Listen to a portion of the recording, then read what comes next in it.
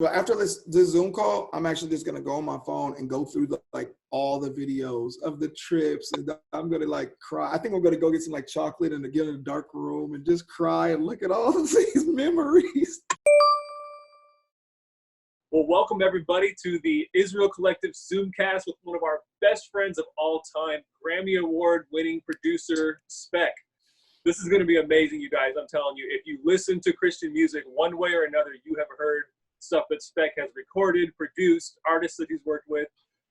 We got to go to Israel with Spech, with the Israel Collective, a couple of times. And I'm telling you, when you go anywhere with Spech, let alone to like the Holy Land, to Israel, it's amazing. I mean, it's just this like party all the time with creativity and these all happening. All these new friends are showing up. We're like, how do we meet that guy? Oh, Spech, of course. It's amazing happening all the time. So we wanted to bring a little of that experience back to you guys. And Spech, I remember when we were standing outside the Church of the Holy Sepulchre, and there's just like all this activity going on, all these Christians from all over the world coming here to see this place. We're in Jerusalem, we're in the Old City, and you came up to me and you just had this amazing idea that turned into something that we developed into songs, documentary, music video, and so on. We'll talk more about that, but I would love if you could take us back to that moment and what was going on in your mind when you just had that creative breakthrough. Man, first of all, thank you for the intro. Before I transition, I'll just really quickly say I am humbled by that intro, and I'm humbled that I'm even here with you guys. The Israel Collective is such just a highlight for me. I hold it in such high regard, Kufa as well. And man, to have an intro like that from you guys is ridiculous. I will say 8 of the best 10 moments of my life happened on the trip with you guys. I've been there a couple times, but for one, the first time I stepped foot out of the country, and it has been a prayer since I was young, was with you guys on the Holy Land, like the first international step. And then it goes on and on and on. But that moment, it was a special moment. For some reason, I didn't go in the Church of the Holy Sepulchre. I was hanging out back with you guys, and it was optional. But I was just more amazed at the crowd. I was more amazed at seeing the nations converge in this place. And at that point, I just couldn't. I was in such awe because it's a big court. If you've never been to the Church of the Holy Sepulchre, it's a huge outer court before you go in, and it gives you a really different perspective than any other place.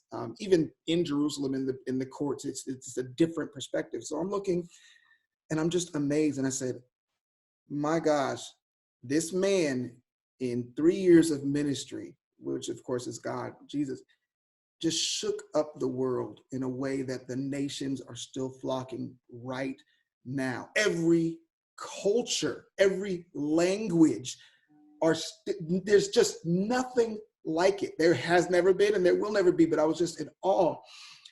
And I was like, how can I bring this feeling back to my fan base, back to the hood, back to rap lovers, back to the people that I grew up with that wanted to travel internationally, that couldn't? I mean, how can I get them to understand that the Bible is now? Like, there's no separation. How could I get them to understand that 200 BC and 800 BC and 2000 BC, there's no difference. It's just a year. This is not like separate history. This is now. I'm just looking at this and I'm like, it's the culture. Like, they live in the hip hop culture. They live in the rap culture. That culture has not given a nod ever to that. And I was just like, there's a group called Hazakim. I produce for Hazakim, and they are, I believe they're Ashkenazi, but they are Jews, and they go back and forth all the time. And they rap about it, but that's like the hip hop culture of like Brooklyn, the boom bap. It's not the trap culture. It's not the culture that's taken over the world, you know, and it's not the radio culture. There's a whole new, like 2 or 3 generations of music that haven't really been exposed. And at that moment, I realized that the question that I was having, that I was overwhelmed with, was actually the answer. I was like, that's it. I have to expose hip hop and blend hip hop and expose this through hip hop. So I'm there and I look at Josh and Raj and I say, it would be so cool to actually produce a song right there, like here. Like they were like, you mean like produce a song and like kind of write it? I was like, no, produce the song. Like bring a laptop and a microphone and some people and write the song with the inspiration of this place. I would love to do it. If people could see the things that they are enthralled with, you know, but in studios and in you know, concert halls and everything, but if they could see that happening here, it would make this real to them. And I really was looking for some references. I couldn't find anything. And believe it or not, it was harder than you think to get people to agree to go. And you know what? I know you guys believe it because that's your job. You guys are like, you know, even for Christians, you guys are Christians, right? So we could take you to the Holy Land and so you could experience this firsthand. It's harder than you think to get people to say, yeah, I'd love to go. This lifetime journey. But for the hip hop industry, and for the, you know, the hip hop industry is now the pop industry. It's now the CCM. You know, KB has done, you know, collaborations with King and Country, who actually was on my first trip. They're dear friends because of it. And, you know, Lecrae is doing, you know, stuff with Tori Kelly. So the hip hop industry has just become current pop culture. All right, just know that. So when I say hip hop, it's not just rappers and dudes, you know, with, you know, low hats. It's just common pop culture.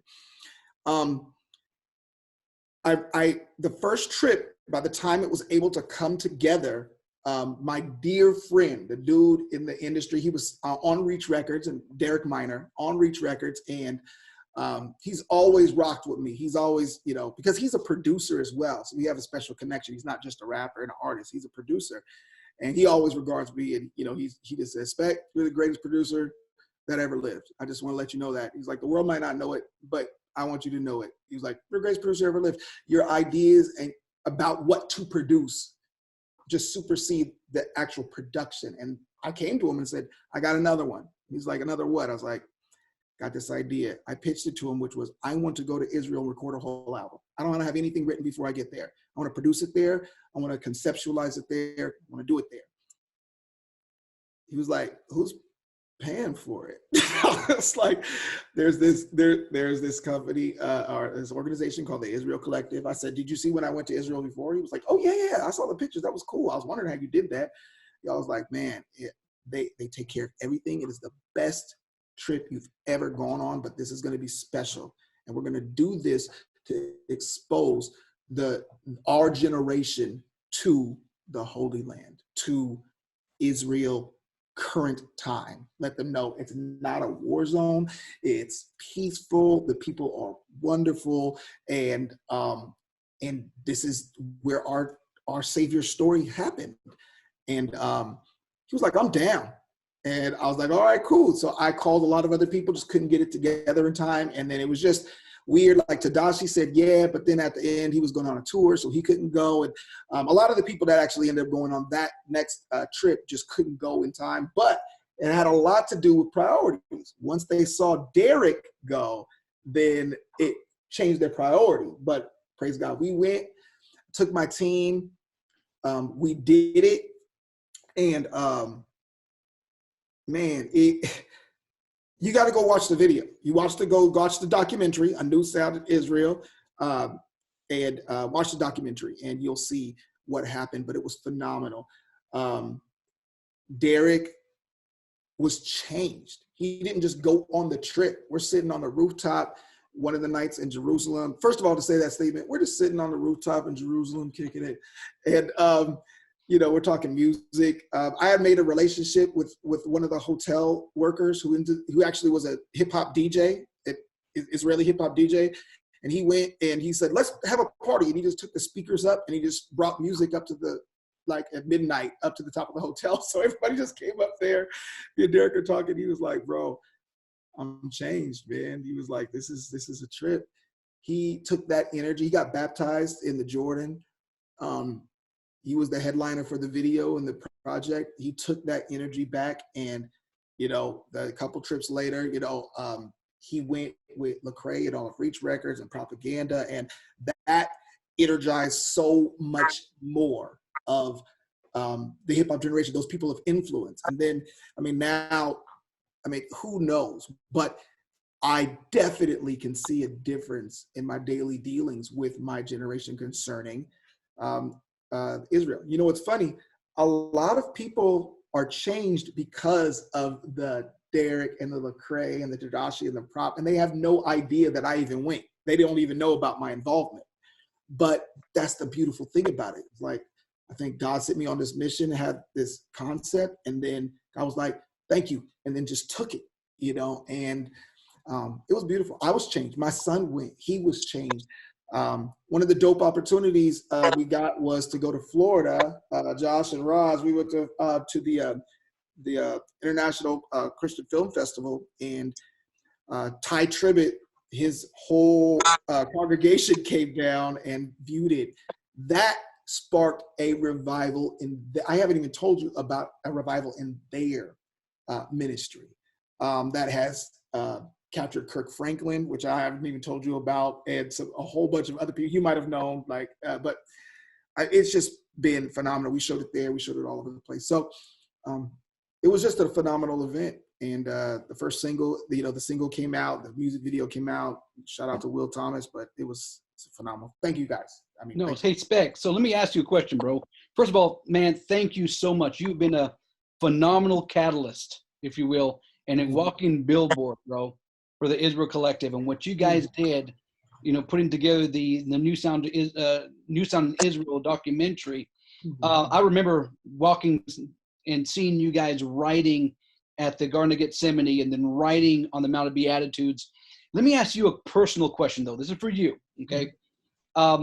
Was there a moment there in Israel while you were writing, or a certain place that while you were writing or when you were there, that it just did something to you?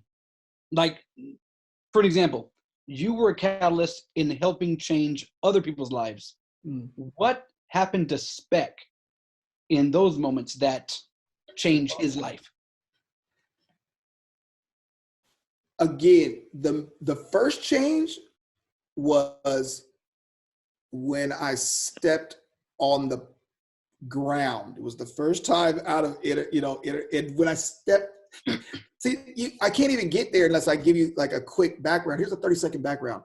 My mother, bless her heart, she was, we were not wealthy, but she chose the path of education out of poverty. So that's all she knew. She has a doctorate degree, she's never really did anything with it. She's a nurse, but she's got a doctorate degree. But she knew that was a path for me, and that's all she knew. So she bought us an encyclopedia set. Remember those things, encyclopedias? It was like the internet, but in book form back in the day. But she bought us that. Whenever I got in trouble, she would make me read the encyclopedia. Then I started falling in love with the encyclopedia. I remember when I was like 13, 14, when I got to the Western Wall. At that time, it was called the Wailing Wall. And I read that entry over and over and over again. I read it. I just didn't understand it. Even though I was kind of going to church, I didn't understand it. When I got off the plane in the place that I have been reading about and intrigued about since I was a young teenager, that was the first change. It was super real. Next change, probably the first time we took the boat ride and we had worship service with for King and Country on the Sea of Galilee. That was transcendent. I could not believe that. The next time was the same place. That was special. Like if you remember, we were trying to coordinate it. It was looking like it wasn't going to happen, but these guys made it happen. We got to write a song on the Sea of Galilee on a boat. It was called Walk on Water. it was a different experience. It was amazing. The Spirit was there, and that changed my life. That changed my life, because if you would have told me when I was 10 or 10, 11, 12 years old, this place you're reading about and the place in church that they keep preaching about where Jesus walked on water, and it's just you're in the hood, but this is so far away, and it seems like just ancient times, and all you hear about is war, so there's no way you're ever going to be able to go there. In a few years, you're going to be there on that sea writing a song with your good friends, and it's going to be called Walk on Water, and you're going to do it there. I couldn't have believed it. The word of God in the Bible became so real. It gave like a third or fourth dimension to my faith, like Raj says. Like it gave a different dimension to my faith. So you could have an object. It could be 2D. It could be 3D. It's just the way you perceive it. It's the same object, but perceiving different dimensions takes it different place. And so now when I read the word, and I read so much about what happened around the Sea of Galilee, 80% of Jesus' ministry. And then I'm like, I was there. I just wrote a song there. It changed my life. It's reading the Bible is not like reading lore. It's like, it's just reading about my history. All right, Spec, first off, I love you. And I'm going to close it on down because we could talk for a very long time. But to your point, about the documentary, if you go to Israel Collective's YouTube page, just Israel Collective, or you go to israelcollective.org and you see the video called A New Sound in Israel, that is the documentary that Spec is talking about. It actually was an official selection at a bunch of film festivals, which is amazing. Yes. It was really a good video, a good film. So shout out to that. Again, Israel Collective on YouTube, check it out.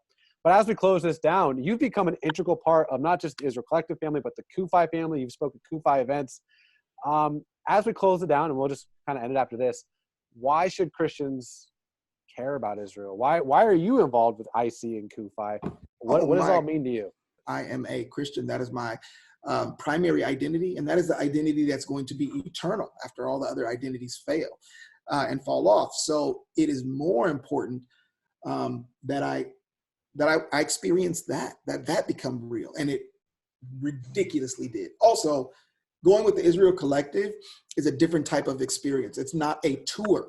And that's what I didn't understand too. It's not just a tour. It is an experience. When you go, the focus is on not, hey, look at this. Look at this. We need to see this. It's connecting it all. It really, even the order that the things are visited and, things change, but the interviews and the people that they have coming, they are deliberate to make sense of it all, not just to have you see the places. And I believe that I was just blessed to be able to go with Israel Collective. There actually were some people that have been to Israel, Kim Cash Tate, George Moss, they've been before, but they said it was nothing like the experience with the Israel Collective. It was so real and alive. So the experience itself was phenomenal. But in addition to the experience, it changed me, like, what Sammy was asking me. When I came back from Israel, it really became part of my identity. I really identified with, the culture, the people there. I mean, we had Shabbat dinners. I mean, we really, were able to talk to many friends, Jewish friends that were there. And it was just phenomenal. But when I came back, it didn't leave. I became such an advocate. I felt this reason to advocate for it. Even before the whole New Sound project came out, I was at San Antonio at the Kufi meeting, and I spoke on behalf of the Israel Collective, and kind of gave a report. And, I was like, why are you putting me up here? But, I put me up there with a couple other people, but I was just so invigorated. It was just an overflow from my heart. And I was just saying, oh my gosh, this organization that is dedicated to exposing the current beauty and reality of Israel to our culture, oh my gosh, I have been telling everybody. So now people in the hood want to go. Gangsters want to go to to Israel.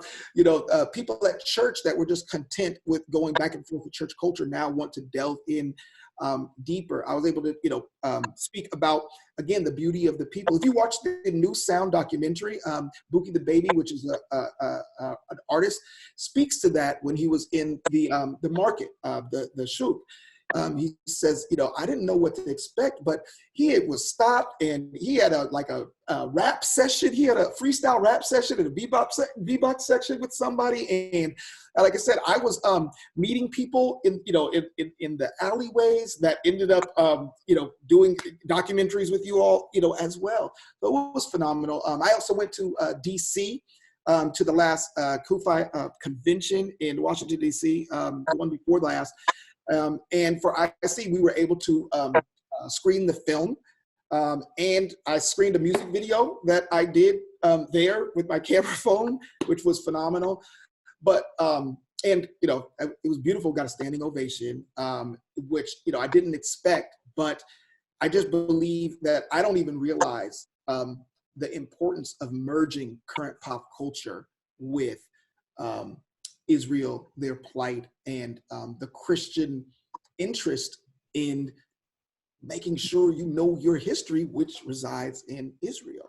So it was a really beautiful thing. This whole thing, I'm still involved. Like, I still have plans to possibly return. There's still songs to be produced that you haven't heard. Walk on Water, the song that we did in the Garden of Gethsemane, these other things that we have to do. We were actually planning another trip, which is why I put the project on hold, but there's still so much more to be revealed.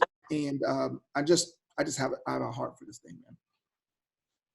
Amazing. I'll just add one more thing. If you're watching and you want to see all of that, you can see this happening if you go to israelcollective.org. Check out the documentary. We filmed all of this. We filmed Spec working with the artists, talking with them, writing the lyrics on the spot, like at the Sea of Galilee, at the Mount of Beatitudes. I mean, the way that you work with these artists and you pull out this creativity and you develop these melodies and so on, it was just insane. And on top of that, there was a music video that was created out of that. I actually got to be in a hip hop music video. Which is all of you were in the music video.